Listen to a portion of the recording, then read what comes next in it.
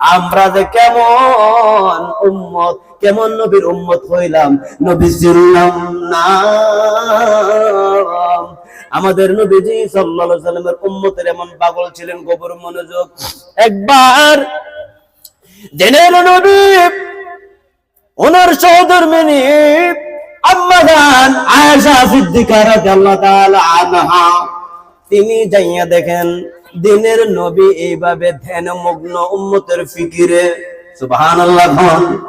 এইভাবে হঠাৎ লক্ষ্য করে দেখলেন আয়েশা সিদ্দিকা কাছে উপস্থিত।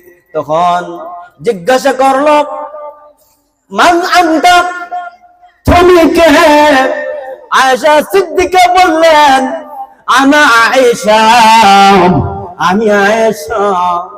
দিনের নবী এমন মগ্ন ছিলেন, এমন চিন্তিত ছিলেন, এমন ধ্যানে ছিলেন উম্মতের ফিকিরে, ওনার সহধর্মিনী স্ত্রী আয়েশাকে পর্যন্ত চিনতেছে না। বলতেছেন, মান আয়েশা, আয়েশা কে?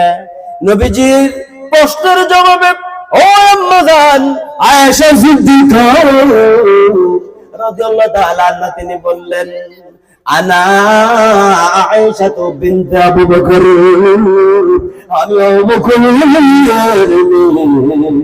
এবার নবীজি বললেন, মান আবু বকর, আবু বকর কে?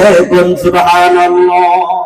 উম্মতের দেনে এত পাগল পারা যে উম্মতের ফিকিরের কারণে সহধর্মিনী নিজের বিবিকে পর্যন্ত চিনতে পারতেছে না।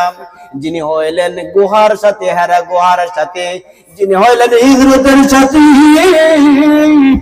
শেখ আবু বকর সিদ্দিক রাদিয়াল্লাহু তাআলা, এমন সাথীকে তিনি চিনতে পারতেছেন না।